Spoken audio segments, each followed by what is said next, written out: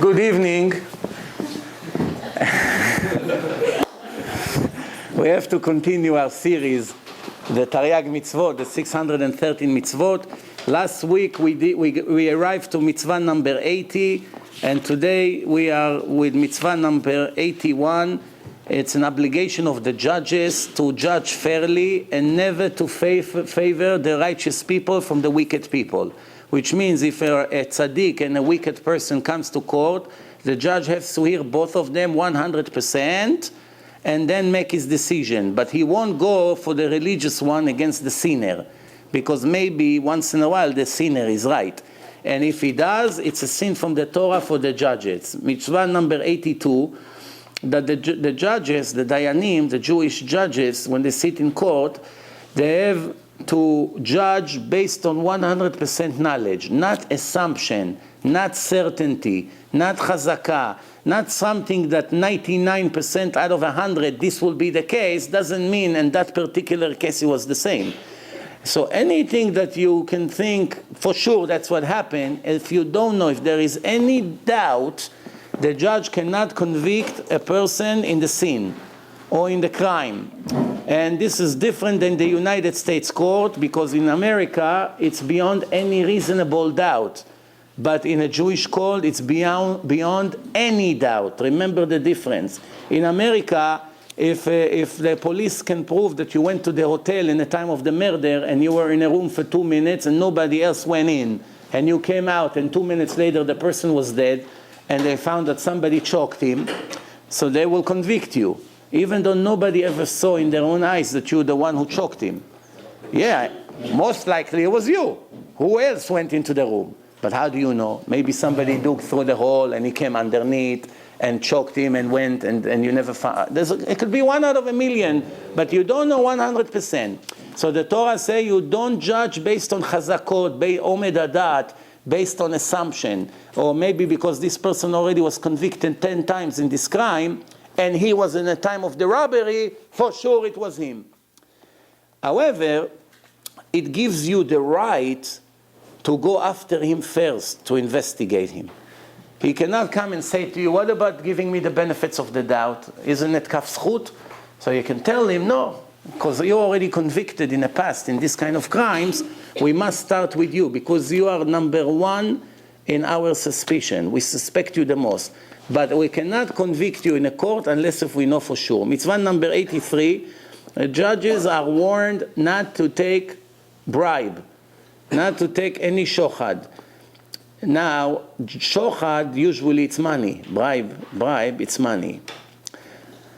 The Torah says, "Shochad lo tikach," and then in another place he says, "Lo tikach shochad." You know, the Torah say, why it's repeat twice? Not to send free the guilty person. That's for one reason. Not to favor the guilty person because he paid you money or his father or whatever, and not to favor the one who is right. Well, why do you need bribe? If I'm right? If I'm right in my case against somebody else, why do I have to bribe the judge? Why is it? Maybe the judge will make mistake. I don't want to take the risk. It's too much to lose. So I say, well, what do I know? Maybe this judge is a fool. And instead of him making mistake that will cost you $1 million, let me send him a box of cigars, just to make sure he's going to do the right thing. And the judge, when he see that I'm right, he said, well, what's the problem taking these cigars? Anyway, I'm looking, I already see, I know he's right. Anyway, I would favor him. He's the one who deserves to get the money. It's still a sin from the Torah.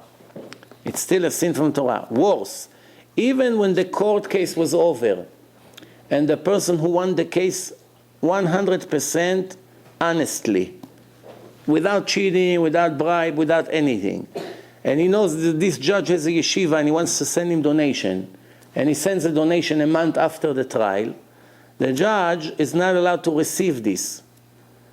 If he receives it, it's also a sin from the Torah. It's called later bribe. Now, a bribe before the decision, everybody understands it, and it's not allowed, even in a secular court. If the judge will get caught taking bribes, it's the end of his career, most likely. But why not to receive a gift a month later for doing the right thing? Somebody wants to send him a letter of recommendation. Dear judge, I like you very much. You did the right thing. You judge fairly. You're clever. And I know you have an institution. You're taking care of orphan kids. Here is a $10,000 check. My appreciation for your charity movement, whatever, organization. What's the problem? The answer is, the Torah says it's not allowed for one very simple reason. If you allow it, automatically all the judges will always favor the powerful and the wealthy people. Why? From the poor, no donation will come. Even though today it's completely the opposite. I can tell you from experience that the very, very wealthy, unfortunately, they're busy with other things. And the ordinary people, they are the one who care to donate.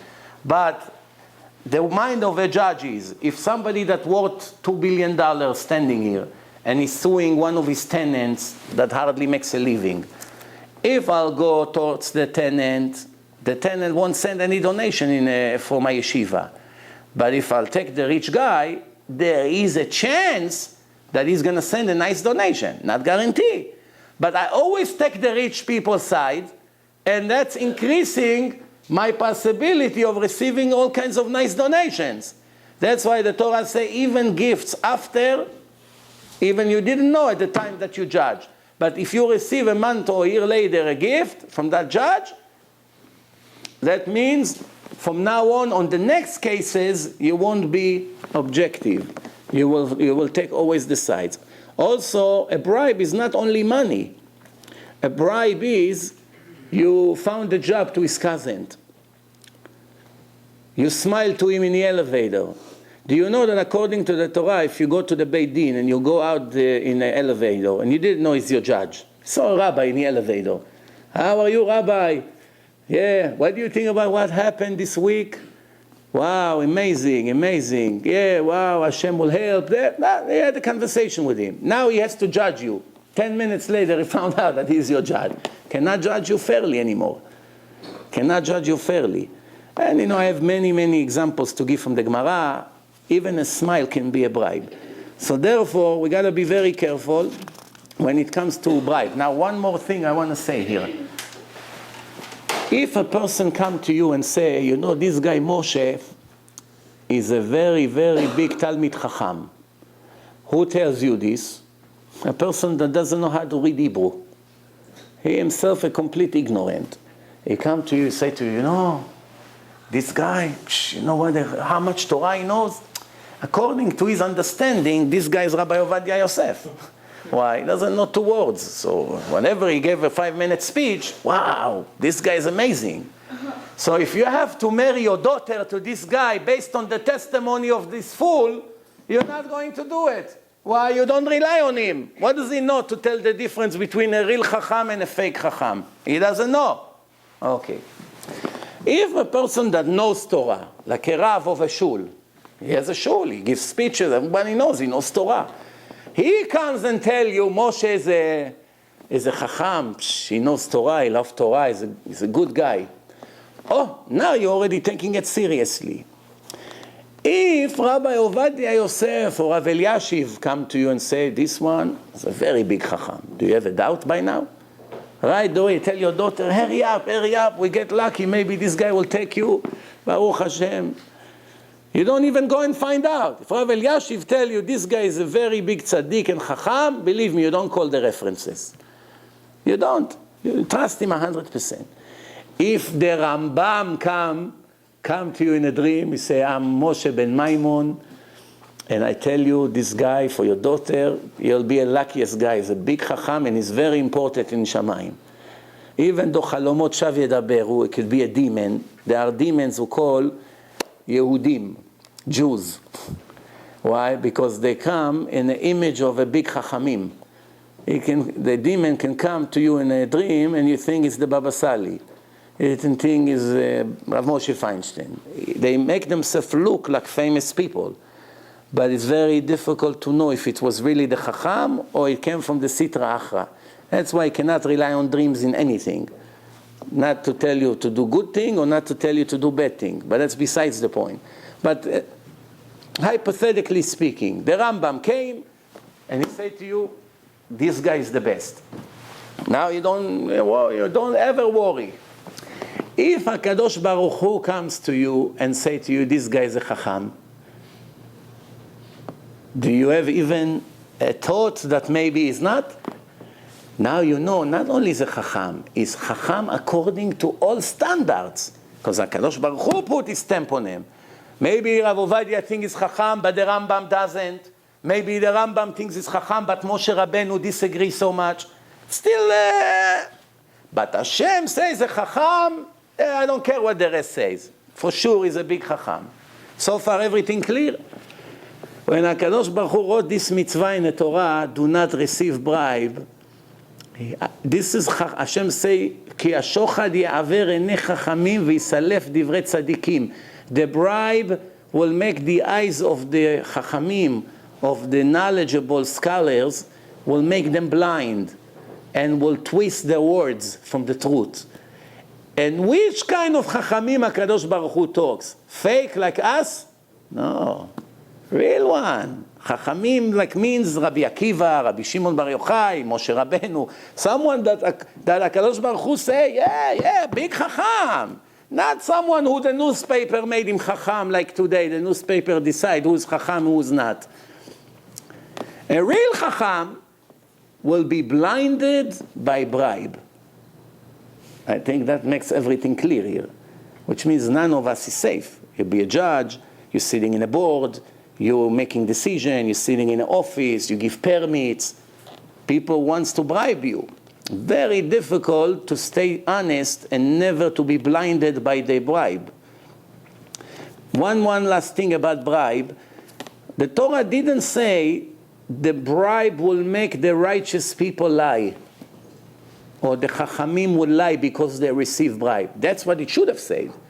I know this guy is a crook, and I know this guy is right. But I'm going and saying to the righteous person, the crook is right, without saying the crook.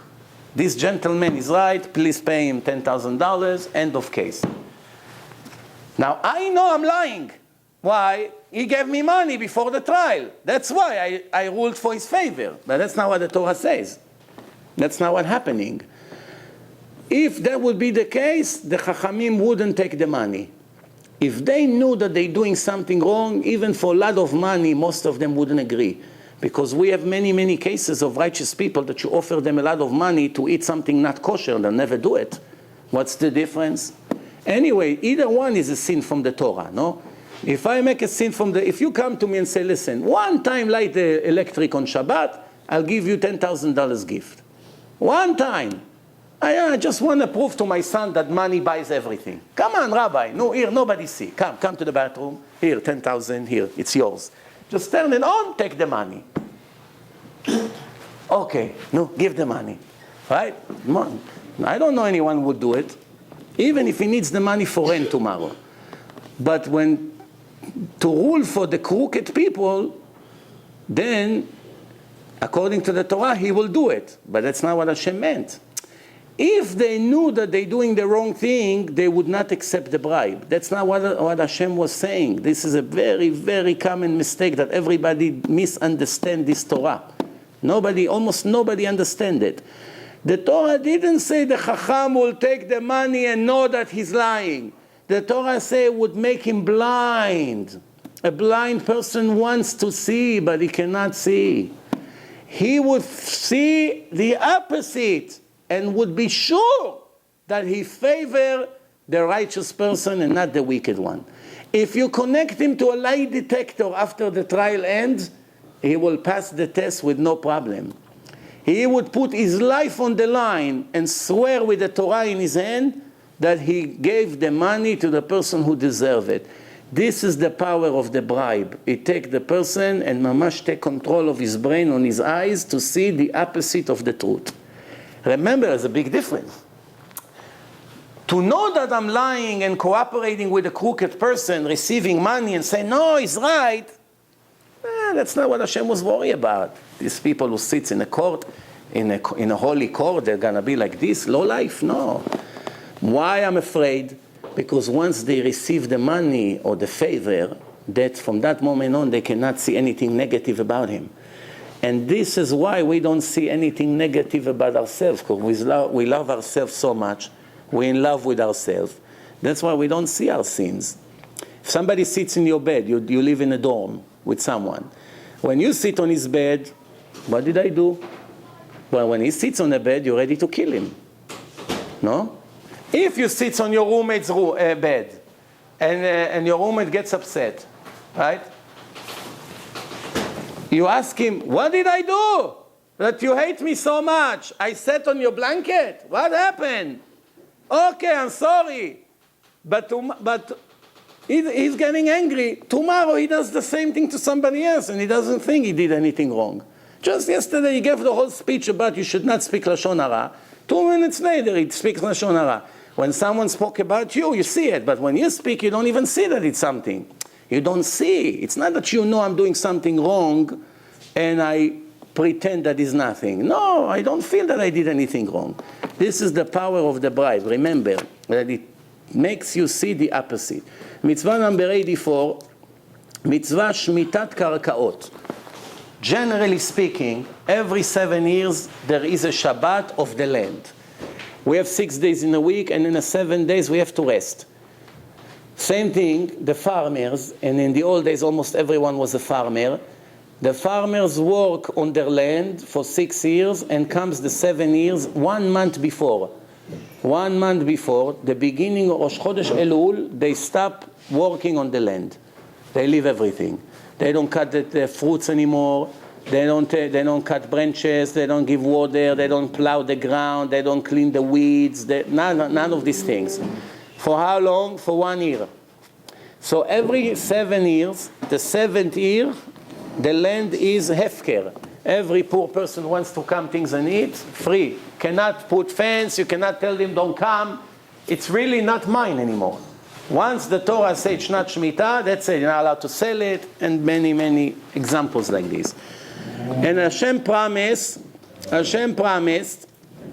that on the 6th year, you're going to have enough fruit, or wheat, or whatever you have, enough for the 6th and the 7th, and to start also in the 8th, to reprocess your land. It will be enough on the 6th year, also for the 7th, but you have to have strong emunah, strong faith in Hashem, not to worry, not to go to work for 1 year, but don't worry. I will already give you enough on the 6th year to survive 1 year without working. We have an example from the generation of the Midbar, the desert. On Friday, man was falling double. Man, right? On Friday, Hashem sent twice, for Friday and for Shabbat. Same concept. Over here, when it comes to the land. Rav Mordechai Sharabi was a very big Kabbalist, Yemenite in Israel, 30 years ago. His memory was, once in a blue moon you find people with such sharp memory. When he was teaching Gemara, he didn't hold the Gemara.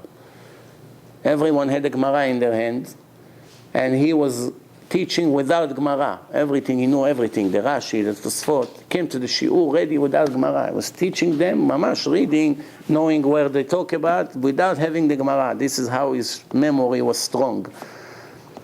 He was also, as I said, very humble, very holy person. Very hard to find people like this in the world, if ever. And he used to take his students on the 6th year to his garden. He had a little garden in his house, tomatoes, cucumbers, whatever. And what was he doing? He said to them, I want you to come and visit in my house to see, what's to see? That on the 6th year, it gives double of the amount of every year. Double cucumbers, double tomatoes, whatever he was growing there. He wanted to show them how it still in this day it applies. By the way, you should know there are many farmers in Israel who keeps it. Who keeps it in Israel. They do it. For 1 year they don't touch the land, nothing. So what we do? And they survive. They survive. It's a fact, they survive. Let's move on. Mitzvah number 80, mitzvah number 85. What's the mitzvah number 85? to strike from any melacha on Shabbat. A person is not allowed to do one of the 39 things that the Torah restricted. The Torah says you should not sew, you should not write, you should not cook, you should not plow the ground, you should not put seeds in the ground, you cannot paint. There's all kinds of things that the Torah says you're not allowed to do. You're not allowed to separate the bad out of the good. Many things, 39 altogether. So if a person is working, doing melacha doesn't mean work. I say that in my lecture on Shabbat. A person can sweat the entire Shabbat and then he needs to sleep for 2 days to rest from the physical efforts he did on Shabbat. But he did not violate Shabbat. On the other hand, a person can move his finger like this and he just made the worst sin possible in life. Violated Shabbat, the worst. And God forbid, lost his share to the world to come. He lost his eternity by going like this, finished. Why? The Torah didn't say not to work hard on Shabbat. Nothing to do with physical work, like many people think. The Torah says, Melechet machshevet asra Torah. Creative work, the Torah is forbidden. What does it mean, creative work? First, it has to be built in your brain. What do I want to do? I want to have light here. That's first step. First, I decide what I want. And then when I want to have light, I'm thinking, how do I get light? I go over there and I turn the switch, or I connect to wires, or I turn the match. This is how it goes. For instance, if I was tired and I leaned on the wall without seeing the switch, and I turned the electric on, it's not even a sin. You don't even need to bring a sacrifice to the Bet HaMikdash if it happens to you. Why? It never crossed your mind. When you did the transaction, it never started in a head. It's not a sin, it's not a violation. You didn't think, I want light here and therefore I'm going to do something. That's not how it did. You just leaned on the wall without knowing there's a switch there, and all of a sudden you have light. This light you can even enjoy from on Shabbat, because it wasn't a violation. But if I knew that I want light, but I forgot it's Shabbat. For a minute, I forgot it's Shabbat. I was so upset. I was thinking about something. I don't know. I come out of my bedroom, and I turn the light on or something, or off. On is worse than off. But, oh, I remember Shabbat. I didn't mean to violate Shabbat. I'm a religious person. Now I have to bring a sacrifice to Bet HaMikdash and lose my business. I have $1 million business, it's gone. Why? We are talking 2,000 years ago. There's no car, no trains, no nothing. A person who violates Shabbat by mistake, by forgetting it's Shabbat, or by forgetting that this is not allowed on Shabbat, or by not knowing because he didn't learn. Either one of the three, it's called not intentional. Either I forgot it's Shabbat, or I didn't know this transaction is not allowed on Shabbat, I didn't know, or I forgot that it's not allowed. Doesn't matter. I did not mean to do a sin. What do I have to do? I have to take a goat to Bet HaMikdash, a sheep, sacrifice it, and remember, today, to go from anywhere in Israel to Yerushalayim is maximum 2 hours driving. But in the old days, you had to go with a little carriage all the way up between the forest, the wheels are breaking until you get to Yerushalayim, sometimes 2 weeks to get there. And then 2 weeks to come back home. How long? 1 month. Do you know a business that the owner of the business is 1 month not in a business, and when he comes back, the business is still there? The employees sucked all your blood. When you come, you see nothing left there. They know that my owner now went to Yerushalayim for a month. For what? If take any business that the boss come to his workers and say, hey, I'm going to Israel for a month, and see if when they come back, the business is still there. The business will be destroyed. What happened if the next Shabbat he made it again, or a month later? So sometimes it can be 2-3 months in Yerushalayim. Maybe he moved to live there. You know, he makes a lot of sins in Shabbat. He rents a place across the street from the Kotel. You know why? All this traveling. So this is for not intentional sin.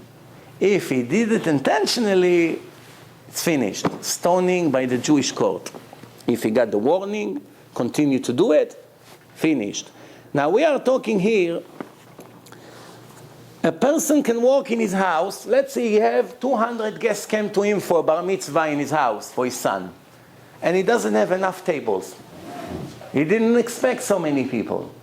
So in the first floor, he had 5 tables, but he needs much more. So what does he do? He say to his friends, we have no choice. Let's serve a quick meal right here.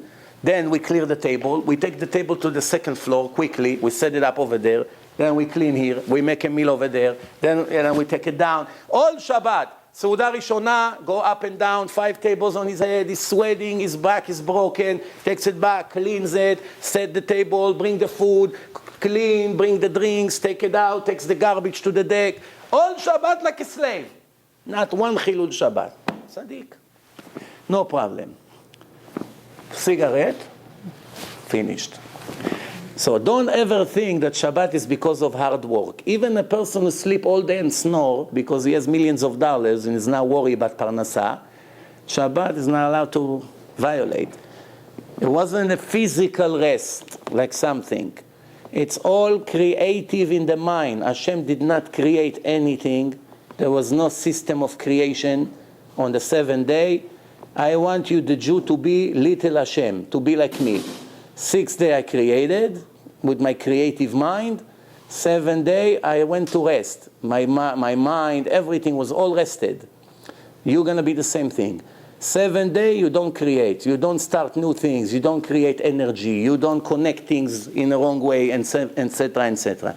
This is mitzvah number 85. Of course, we can talk about it 7 years straight. Just for you to know that a person that wants to know 100% how to keep Shabbat, if he's a very smart person, need to learn approximately 7 years from morning to night straight to be able to know how to keep Shabbat. So in case you have a thought, we're keeping Shabbat, we're tzaddikim, think again. There's a lot more to know, there's a lot more to learn.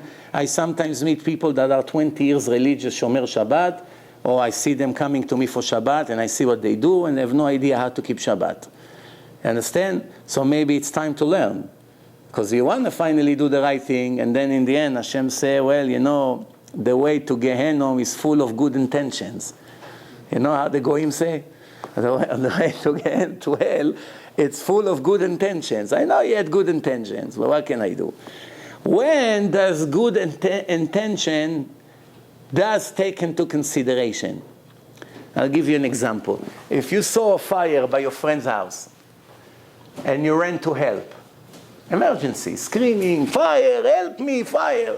So you went, you bring from the lake water, you run into his house, you spill. You run again, you bring water. Remember, there was no faucets. So you running, bringing water. All the neighbors, everyone bring water, and they try to put the fire off. And while you're doing it, you broke a vase from China that worth $50,000 with your leg by mistake because of the panicking. And now he sued you. He sued you in court. He said, listen, I know you came to help me.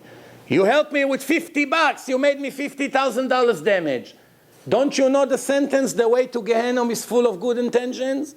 You gotta pay me. What can I do? I know it's bad, but yeah, I know it was an accident. I'm not saying you're a bad person, but who's gonna pay me? He's not guilty. The judges won't even take this claim. Why? Hashem didn't want people to be afraid to help. If you will find him guilty, that was the end of all the chesed and of the brotherhood. Nobody, people will see you dead on the street, nobody come to help you. Well, I'm crazy, he's gonna sue me for his spine. You move me, or this, let him die. I also want to live. Let his house burn. Why should I take a risk? I'm work, I'm going to sweat, I don't get paid for it. In the end, he's going to tell me, pay me for the vase or for the Persian rug. Nobody does anything, it will be the end of the world. And Hashem is very interested that there will be a world of kindness. That's why he dismissed all cases against people who come to volunteer and help.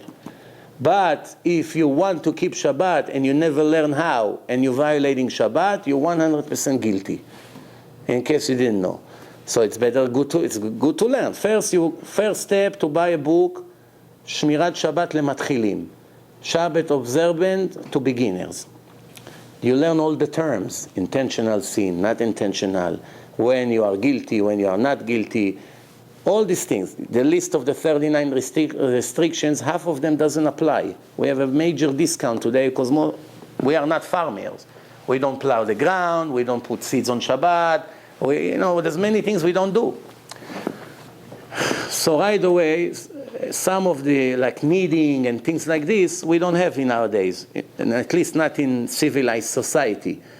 So the 20 that we have to do, you have to learn how to do it, not to do, what to do, how to do, how many times, etc., etc. Mitzvah number 86, not to swear in Avodah Zarah. A Jew is arguing with the Indian guy. The Indian guy every morning, standing with his cup by this cow to drink. He wants to make himself cornflakes, so he has a bowl. He puts lots of cornflakes inside. But they don't put the milk of the cow, in case you thought that he's standing by the milk. He stands by the other hole when the urine comes out. Because in India, in case you don't believe me, a fight who's going to drink the bathroom of the cow. Because the cow is Mother Nature, it's holy. Why the cow is holy, according to Hinduism? Because the cow gives birth in 9 months. Very interesting. Somebody thought there's something mutual between the cow to my mother. They're both very heavy, but that's not what I meant.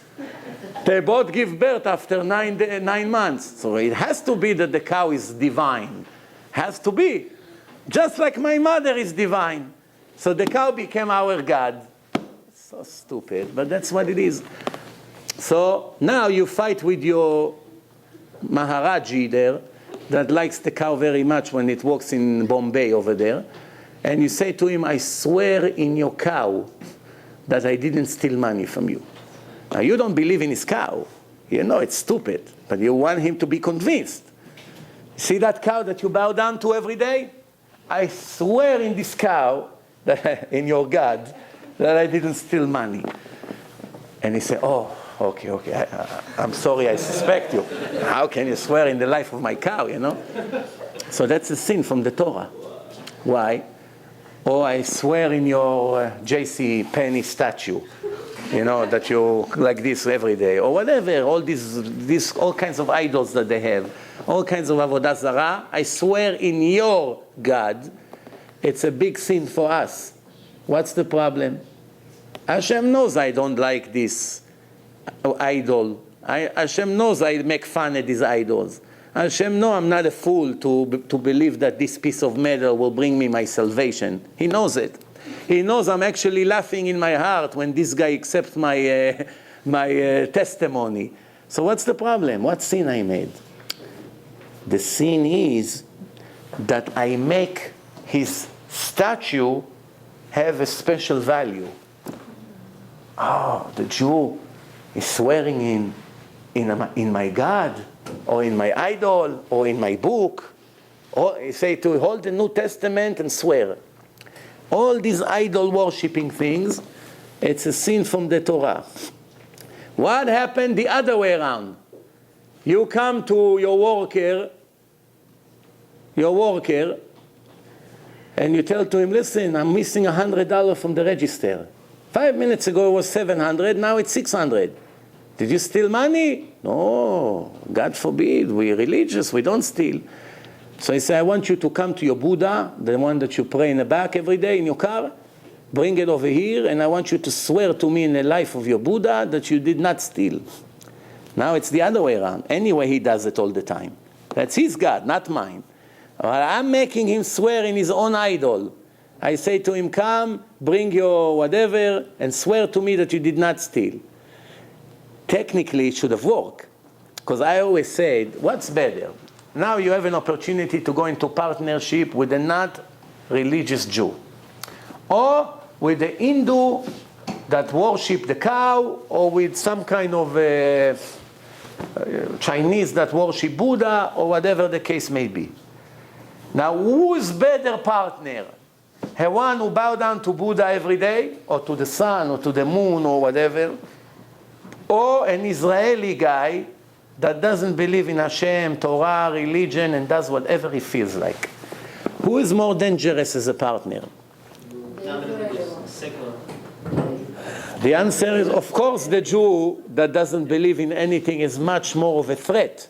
Why? When you're not in a business, as soon as you walk through the door, his mind begins, how do I cheat my partner? Why? Because he has nobody to fear from. He doesn't believe someone watch him. But this, Mustafa, Chris, Raja, Bruce Lee, whatever their name is, he's thinking someone is watching me. The God of this, the God of that God, whatever. Everyone has his own idol, whatever. So he has a fear from a phony God, but in his mind is a real God. Why is he dedicating his life for this? Because he believes in it. So when I'm not in a business, this Hindu or Muslim or Christian or whatever it may be, is having somebody to be afraid of. That's a guard. That's like special security for me. Why? I don't have to worry so much because he has Ira. He has Ira, not Irat Shamayim. Irat the cow, Ira of this, but he has Ira from someone. But over here, I may come and say to him, listen, you know what, I'm going to put your Buddha on a cash register to look at you, that you don't steal. Not allowed. Why? What's the problem? Anyway, does it. When he fights with his own Indian friend, don't they swear in the name of this God that they didn't steal or whatever? I swear to you I didn't cheat, the wife said to the husband. Swear in Buddha. So they bring Buddha, they all go like this, and they pray. They swear. So why can't I benefit from their stupidity? Why can't I? So before we understood why. Why? Because the Jew make it look like real. Here is the same thing. When you make him bring it and say, I want you to swear in your God, that means you're making his God legit. And Hashem cannot stand any idols worshipping. This was between Jews and Goyim. Now, how can it be the same thing between Jew to a Jew? A Jew that is idol is his rabbi. There are thousands of Jews or tens of thousands of Jews that are exactly like this. They idol worshipping. Even though they keep Shabbat, they eat kosher, and they maybe not steal, and they go to shul to pray, and they do almost everything that a religious person does. Almost everything. But they have one mistake. The rabbi that died is the real God. They also believe in Hashem, also. But if you ask them who is the priority God, is that rabbi with his grave. They go there every day. Every word comes out of their mouth. They only talk about him. They don't learn in any other book, only in his books. Moshe Rabbeinu, Rambam, this, Gemara, it's not for me. It's interesting to look at it once in a while. But what that Rebbe said, that's my whole life. This is just the same. They also have an idol. Or Jews that think that in order for me to be righteous in the eyes of Hashem, I can only connect to Hashem through that Rebbe, through that rabbi who died, or through that rabbi who is still alive. Doesn't matter, alive or died. Either way, I can only connect to Hashem through that rabbi. The Ramban in Sha'ar HaGmul writes that people like this go to hell and never ever come out of there for eternity. What about all the mitzvot they kept? Won't help them at all, because when it comes to idol worshipping, there is no tolerance whatsoever. Now you do the math. How many of our brothers with beards and hats out there are falling into this category? You do the math. That's what's happening today. And that's why, not that we are perfect. We have, believe me, we have a lot of problems to worry about ourselves. All of us, everyone. But this is an example of Jews who wants to be righteous, who works very hard to keep the mitzvot of the Torah, and in the end they come to Shammai and they'll be very surprised. Why? Because Hashem said to him, why all your life this was your God? Why everything you spoke only about him? Why everywhere you go you put his pictures? Why everything you made your children pray to him to find them a soulmate? Why it's all about him? Why when he came into the shul, all of you were quiet, but when he left, you started to talk in the middle of the prayer? Why? I wasn't there? With me over there, you're talking. But when he's there, you're not talking, huh? You understand what's going on here? That's very dangerous. So idol worshipping is very, very problematic. Even something that was given to an idol as a gift. It wasn't an idol, such as a hair of a woman in India. She cannot offer any money. She shaved her hair and gave it to the idol. And then they sold it to some wig dealer in Italy. And he made from a custom-made wig, and it ended up in Bnei Brak. Something like this can create big problems to the woman who puts it on her head. Why is it? Because this was a gift to an idol. Tikrov et Avodah Zarah. A tree. Some of the Goyim worship trees. Anything relates to that tree. Any flowers, the hanging, all kinds of nice kishutim, like the Christmas tree, and all these things that they put. Everything that connects to their idol, and you want to enjoy from it for another work, is not permitted. When you come to a place that there was an idol standing over there, not only you have to smash it to pieces and burn it and not leave a memory of it, you have to dig the ground under it enough deep not to leave any smell of this idol that was there. This is what the Torah says. First thing the Jews had to do when they went to Israel, get rid of all the idols of these 7 nations. Just plenty of idols. A big war. It's a big war over there to fight against all this nonsense. This was the beginning of entering Eretz Israel, to clean it from all the filth. Now, mitzvah number 87, not to persuade any Jew to follow Avodah Zarah, idol worshipping. Come with us to the grave of that tzaddik. Pray to him. Maybe he will send you parnasah. That's an idol worshipping. Come to us to this country over there in a special day. Pray by his grave. Thanks to him, you're going to have this and this and that. If he only goes to a grave of any righteous person and asks him, thanks to your righteousness, maybe Hashem will have mercy on me, that's a different story. But it's a very thin line. 2 people stand by the grave. One is doing a mitzvah, one is doing a very big sin.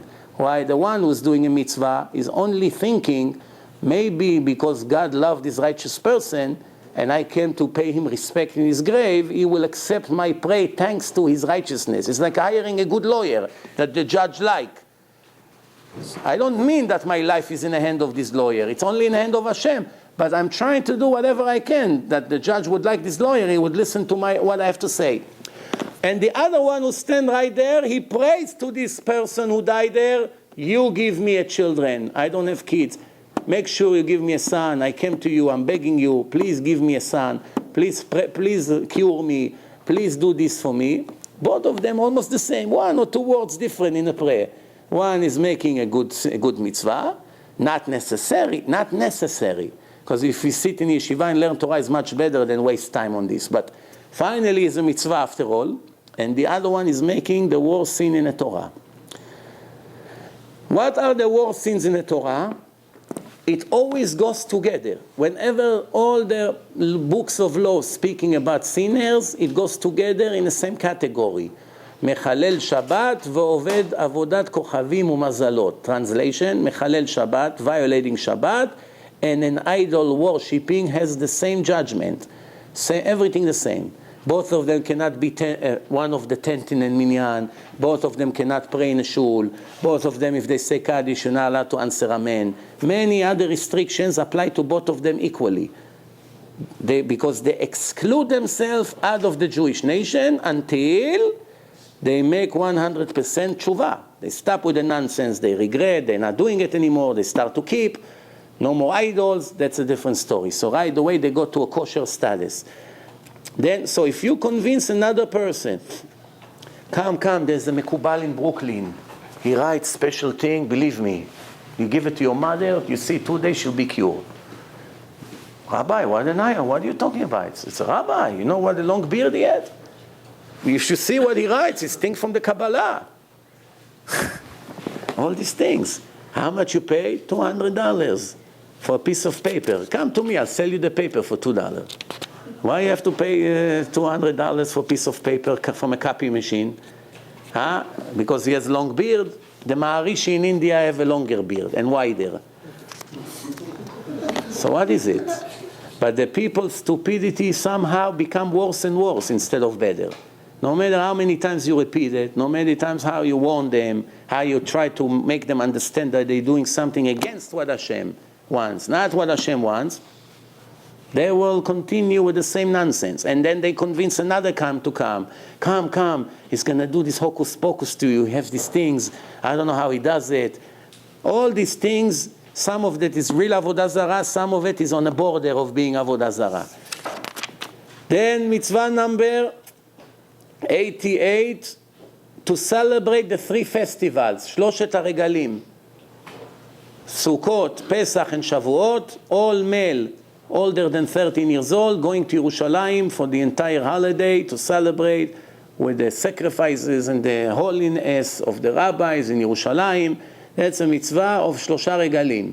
We're going up all the way to Beit HaMikdash. Remember, if you be today, it's very easy. Take a train, you're there. You take a car, you're there. In the old days, it was a real operation. So that's a mitzvah. 3 times a year, it falls into one mitzvah. שלושת הרגלים. Mitzvah number 89, not to slaughter the goat of Passover. When do we do it? A few hours before Leil HaSeder, when it's still light outside. We prepare this sacrifice, and we have to do it with matzah, when the matzot is ready, which means we got rid of all the chametz. After we burn the chametz, after the house is clean, there's no more any chametz around our area, then we begin to prepare this goat. In the Exodus of Egypt, they took it and tied it to the bed for 4 days. 4 days it was tied to a bed, and the Goyim were asking the Jews, why each one of you has a goat with a knot, with a leash tied to their bed? Well, what is this? You have a new thing now?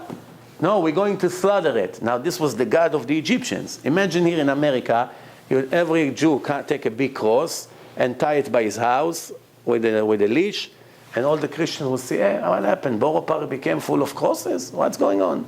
And they ask you, well, why do you have these crosses here? You don't believe in it. So, no, we're making a big fire of it tomorrow. Making thing, what's going to happen? This is what Hashem told the Jews to do. What? To get on their nerve on purpose and to see that there's nothing they're going to do about it, because I'm the master of the world. Let them burn their heart, all these idol worshippers, and they'll plan to kill you, and they'll do whatever they can to stop it, and I'm in charge of everything, and they're not going to make a beep. And that's what happened.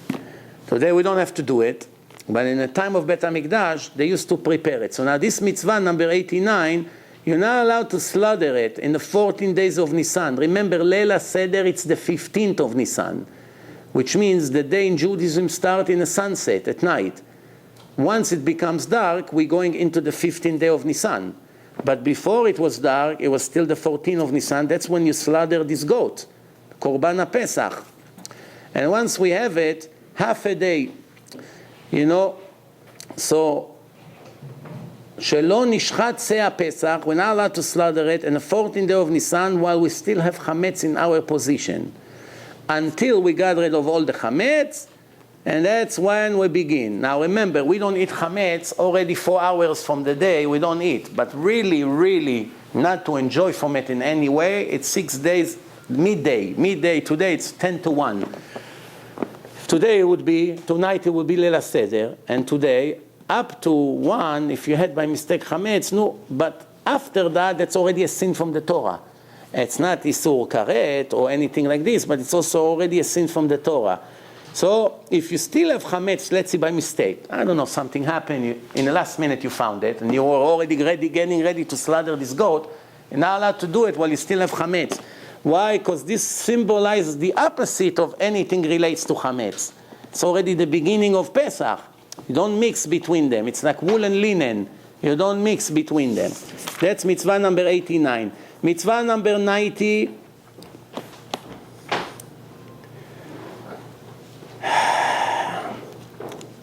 Once we sacrifice the goat, we're not allowed to leave it all the way overnight to the morning. If you keep it, then they become pasul. שנאמר, ולא ילין חלב חגי עד בוקר, the internal parts of the animal, and not only this, other korbanot as well, not allowed to leave these parts that call chelev inside all the way to the morning.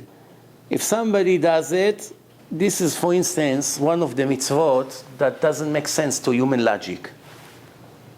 Why? What's the problem that it stayed to the morning? Some of these things is very, very deep. We don't really understand what it means, but someone who does it violate. This is a restriction for the Kohanim, because they are the one who takes care of it. כן, נוהג בזמן הבית, only in the time בית המקדש exists, בזכרים כהנים, male כהנים, male כהן. Mitzvah number 91, mitzvah, we have 5 more minutes, so let's do another 1 or 2 mitzvot. Mitzvah number 91, to bring bikurim, basket with the best fruits, to בית המקדש. What is bikurim? Bikurim come from the word bechor. What bechor means? Firstborn. If you have a kid, first one who was born is called bechor. On the tree, the first fruit who comes out in a season, they are called bechorot. So taking from the best fruit, הפרי הראשון שמתבשל באילן. Now remember, this is also a confusion. We are not talking the one who started to grow first on a tree. Sometimes you have fruit A and fruit B, one next to another. A started to grow first. When you went to that branch, you saw the fruit starting here first. But you came 2 weeks later, now the fruit B that was not even exist. Now it's much bigger. So it's already ripe before the first fruit. So which one you have to bring to Hashem? The one who started first, or the one who became ripe and ready to be eaten first? The one shivshilu, that became ripe, you take the nicest one and you give it as a gift to the Kohanim. You bring it to Beit HaMikdash, you give it to the Kohen. But not every tree, not the orange tree, lemon tree, etc. Only the 7 special fruits that the Torah mentioned, Shivat Aminim. What are they? Wheat, barley, grapes, gefen, figs, pomegranate, olive, and dates. Those are the special, extra special fruits that the Torah mentioned few times. They are special fruits. שנאמר, ראשית ביקורי התמתך תביא, and the Gemara explained that the Torah meant these 7 special fruits. And they bring it to the Kohanim in Beit HaMikdash. Today, when we don't have Beit HaMikdash, so the students bring to the rabbis some kind of a basket in Chol HaMoed. They come to visit the Rav. It's a memory to this mitzvah that we have. There's a custom. Some people like to do it. They come to the sukkah of the rabbi in Chol HaMoed, or in Pesach Chol HaMoed. They come to the house. They bring something, whatever. It's not an obligation, but it's a nice custom. 92, mitzvah 92, not to cook together meat and milk. Meat and milk. From the Torah, we are talking meat of an animal, not meat of a chicken. Meat of a chicken from the Torah wasn't a sin.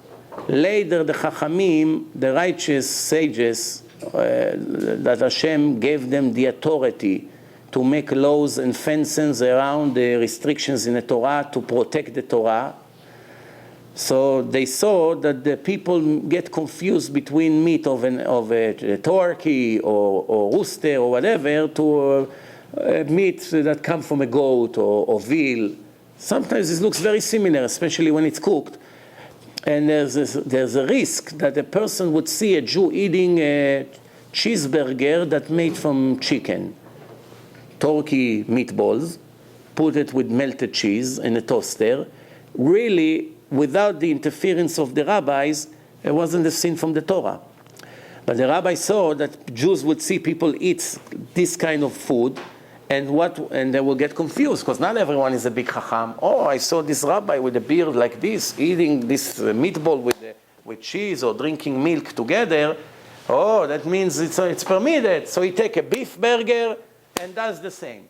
Since it would lead for sure to Jews making sin, so the rabbis put a ban on it, not allowed.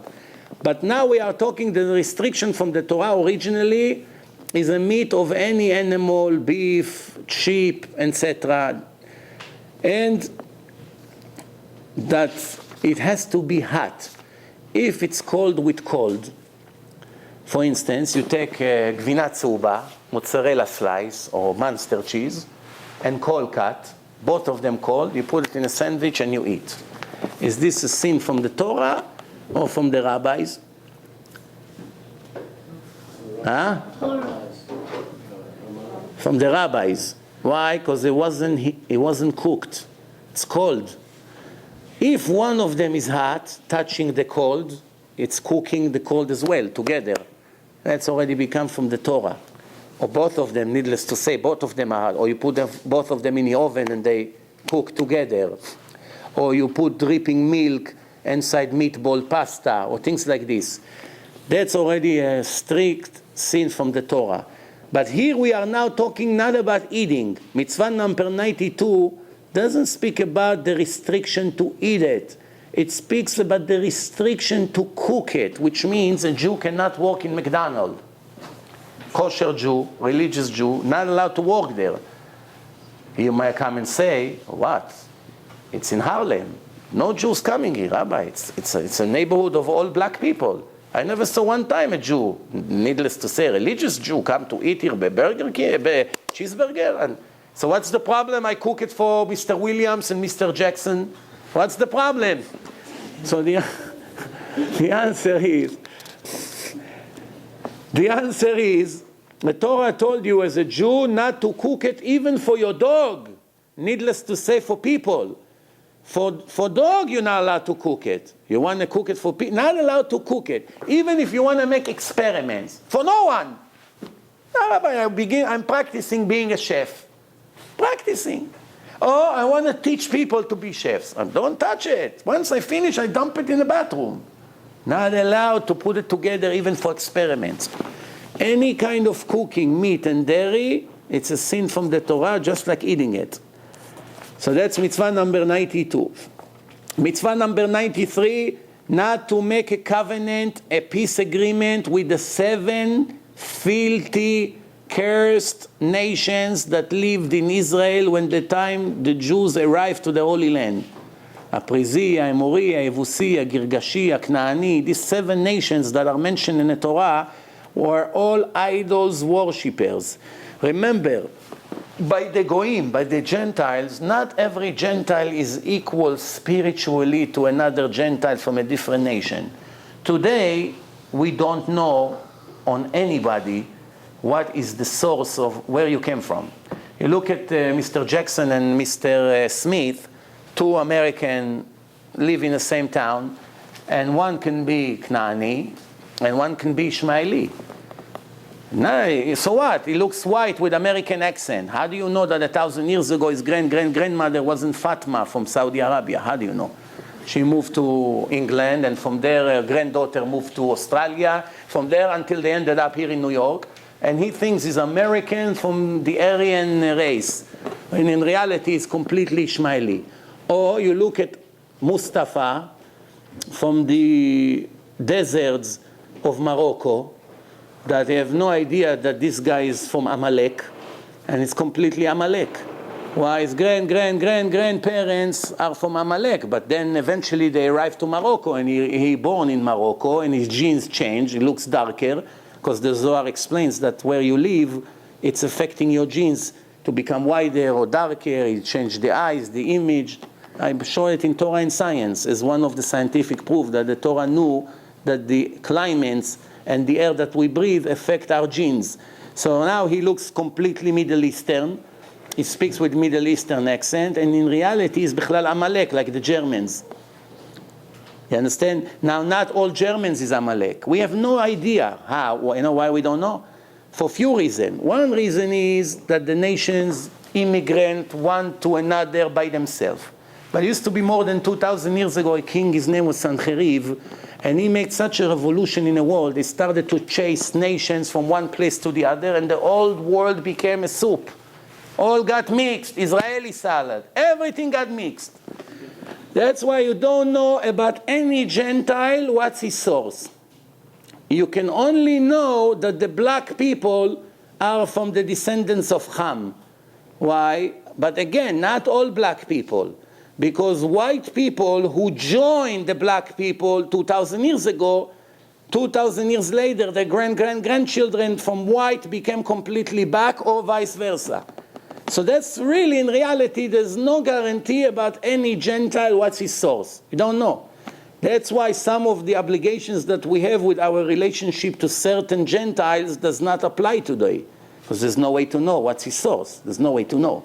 Also by the Jews, we don't know from which tribe we are. We don't know 100% that we're Jewish. We don't know. So the world today is not what it used to be. It's a different world. But what we're saying here, the 7 nations, in the time when the Torah was given, it was very obvious. Everybody knew this is Knaani and this is not. So these 7 nations, other nations, mitzvah to do peace with them. Why to fight? These idols worshippers that I cannot stand them, you are the chosen people, my children. I don't give you permission to make peace with them. Don't make. Hashem, I'm not in a mood for wars. Leave me alone. I want to make peace with this Knaani or Emori. I'm not interested in wars. Let's make peace. I give him his side. I take my side. Finished. Hashem said, no, you don't have permission. Making peace with him is declaring war against me. What is it like? Your father has a big enemy that he cannot stand. And you decided to be friends with your father's enemy. And your father comes to you and says, don't make peace with him. So the son says, Abba, it's my nature. I want to be in peace with everyone. He said, with everyone, yes. With him, no. You understand? And you still go and make peace with him. Obviously, it ruins your relationship with your own father. Needless to say, your spiritual father. Why Hashem cannot stand them? Because they're born with big noses? Or their eyes is green? Why? Why Hashem doesn't like them? He make all people. Why would I hate something I make? Because of their sins. Because of their sins. Their sins were way too big to bear, this kind of sins. And sometimes it's called in Hebrew, להקדיש את הסאה. You get to a level already, there's no return from there. If the nation of Israel would stay another month in Egypt, we will never come out of there, Chazal say. Because we were already in 49 gates of impurity. One more month or a week, we would go into the 50th gate. There's no return from there. Once you're there, you're finished. The mitzvah number 94, we did 94 and 95. It's short and we finish for today. 94, mitzvah number 94, not to allow idol worshippers to sit in the Holy Land. You understand? They want to be resident in Israel. Somebody from these 7 nations comes to you. Today is the Chinese, some of the Indians. They want to come and they want to make a temple in Tel Aviv for Buddha and all his friends. Not allowed to let them. Not like the foolish Israeli government give them funds. Welcome, welcome, we like it. Cultural Tel Aviv. Come, what do you want? You want maybe we subsidize the building? Maybe we pay half of your electric bill? Why? They don't care about Hashem. They make all the sins. You think they care about this or this? They do everything, sometimes on purpose, to get the religious people angry. But the Torah didn't give permission. Why Hashem doesn't want idols worshippers to even live a week in Israel at all? Why? Because they will influence my children to become filthy like them. And I don't want this kind of influence. You understand? So, okay, now, so that's called someone who wants to be a resident. No male and no female are allowed to let them in. If you're allowed to let them in, for instance, if they want to rent a place for you to make a church, if you own a building or an apartment in Israel, and he comes to you and says, I want to rent it, I want to make a church here, and I'll pay you 10 times more, you're not allowed. I'll pay you $100 million, give me this building, I want to make a church here. What do you care? It's Tel Aviv. Anyway, there's no religious Jews here. You're not allowed. If you rent it to him, you become a partner to all his idols worshipping that they worship JC over there. Every sin they make, every time they worship their fake Messiah, you become a part of it. That's what's happened. And every Jew will get influenced by their nonsense of all these missionaries You're going to pay the price for each one of them. Why? Your greed made you destroy your eternity. And the last mitzvah for today, mitzvah number 95, ויקחו לי תרומה. It's mitzvah to build a house for Hashem. It's come from Parashat Truma. What's special about building a house for Hashem? Today we don't have a temple, so we build synagogue. Synagogue is symbolize the temple, but it's really not the temple. But Hashem wanted us to make a special place for sacrificing those pure animals that he mentioned in the Torah. The animals, the sacrifices are with lots of deep secrets in it. It's all reincarnation of wicked people. It's not a coincidence why this sheep arrived to the altar and his friend didn't. His friend was slaughtered to become a barbecue in someone's backyard, and that sheep went to Bet HaMikdash, to the big altar, and they slaughter it and all these things that they do with that. It's all people. It looks like animals, but it's people like us who are big sinners and they got reincarnated in animals. Now, in which animal you get reincarnated is also supervised. For instance, someone who has the merit to have a tikkun fall into a sheep or a cow, because once he gets slaughtered and it gets butchered on the altar and burned, that's erasing his sins from previous life.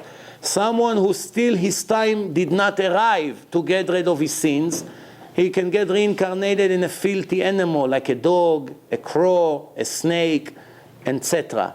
Depend on the sins. You understand? So if you want to know which wicked person is getting reincarnated in which animal, take the book of the Ari HaKadosh, the greatest Kabbalist in the last 2,000 years, and it's called Sha'ar HaGilgulim, the gate of reincarnations. And he explained which sin will send you in which body of what animal. Now, in case you thought, what's so bad of being a little puppy dog in a $20 million mansion on the beach of Rai here? He has great life, better than 99% of the people who sit 3 hours in traffic to make $40,000 a year and walk all day without $1 in their pocket. And all the other worry and problem and tuition and colleges and their children and drugs and divorce and this. Ooh, look at this puppy jumping by the pool, going in this, eating great things. You know, well, great life he has. So what's the problem being reincarnated? All you have to hope that you're going to be the dog of Michael Jackson and everything will be fine. But this comes out of ignorance. We are not talking about a dog that gets kicked on the street. Get out of here, you know, annoying dog, and he's freezing in the street, and this is the punishment. No. The soul doesn't care about the physical situation of the dog, whether he's in a warm house or whether he's on the street freezing. The soul doesn't feel this. The soul means that you're taking the most holy and the highest spiritual divine thing in this world, which is the soul of a person, and glue it to the nefesh of the filthiest animal, which is the dog. And that's a horrible spiritual suffering and pain to a person who used to be a person, and he became this filthy dog. And remember, it has nothing to do with physical. Same thing, mikveh has nothing to do with a clean body or not. You came out of shower, it's still impure. You can be very dirty. You go into a mikveh full of sand and mud and dirty water that was never replaced for 5 years, and you went in and out and you're pure. And then you take a shower from the dirt. But to purify has nothing to do with body. Same thing here. The reincarnation is not that the soul feels, wow, what a horrible freezing day and I have nowhere to sleep and I'm hungry, I have to look in the garbage and the garbage today is empty. No. It's putting a soul together, glued together to the blood of this dog. It's the nefesh. Right now we have a nefesh of a person. Nefesh of the person, and the ruach is the intelligence, and the soul is the neshama. It's all one unit. There's 2 other pieces, chaya and yichida. 5 pieces is the soul.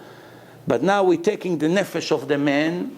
Once he dies, goes to the grave, and that's it. The worms eat it. It's finished. And instead, they take the soul and put it in the nefesh of a dog. Oh, what a suffering. I don't want to tell you. Who comes in reincarnation of dogs? What they call today gays. They come in this reincarnation. Read by the Ari. Let them make parades as much as they want.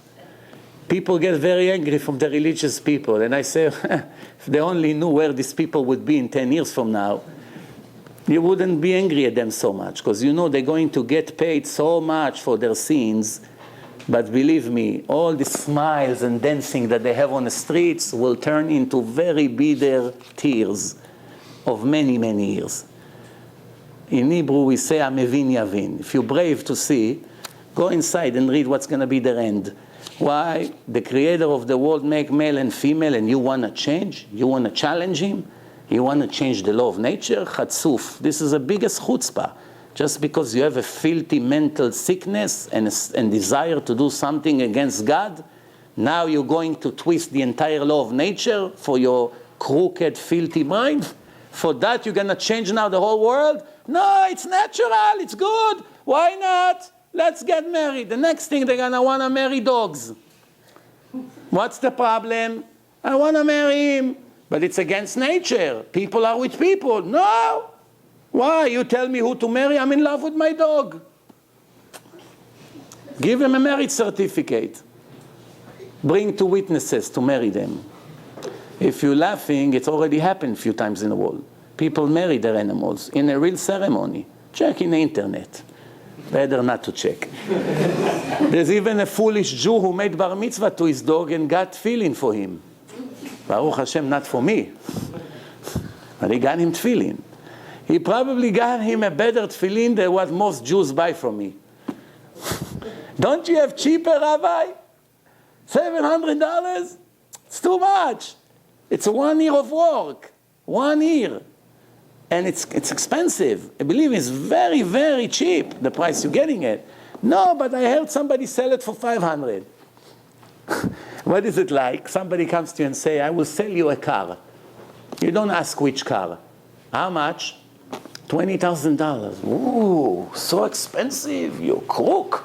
You thief. So it's a brand new Lexus. 20? It's 100. No, for you 20. Before you know what you get, yeah, it may sound expensive. Same thing here. Just to say tefillin. You know how many different levels you have? Every change in a tefillin, it's extra hours of work, extra 4 hours, extra 2 days of work. It's not just they make up a price because it's a little bit darker. What? A little bit more paint? What do you think? Same thing car. Why car have different prices? You have a very sophisticated computer in this car, and here there's nothing. It costs the company another $2,000-$3,000 to make it, to put it.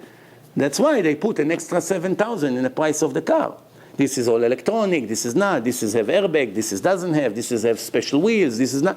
Everything makes the car more expensive. Rabbi, but it's the same brand name. This is Honda and this is Honda. But this costs 3 times more. Because the extra costs more than the body of the car. What do you think? Same thing mezuzot. You have Arabs and prostitutes in Israel who writes mezuzot.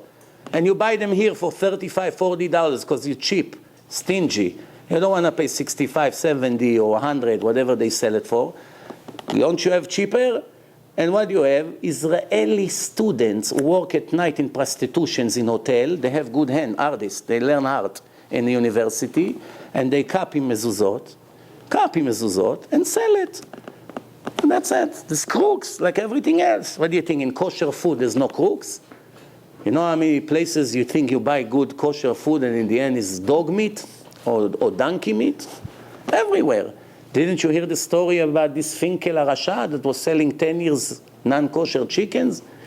And he was deciding which kids will get accepted to one of the most important yeshivot in town. He was on a board. Why don't you want to pay full tuition, you crook? Why you drive this car and you tell us you don't have money? No, take your son to a different yeshiva.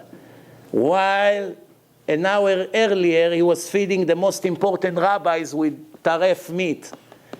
And an hour later he was sitting on a board, and tomorrow he's going to blow the shofar in Rosh Hashanah. There's nothing to be surprised in this world. Remember, don't be naive. Don't judge people by the size of their beard or how big is their sombrero. So we're done. We did, Baruch Hashem, 15 mitzvot today. We're going to do the lecture here. I know it's hard with the parking. Maybe Emmanuel has a solution. I don't know. Or maybe we just have to come 10-15 minutes earlier to find parking, or maybe you do carpool. Carpool.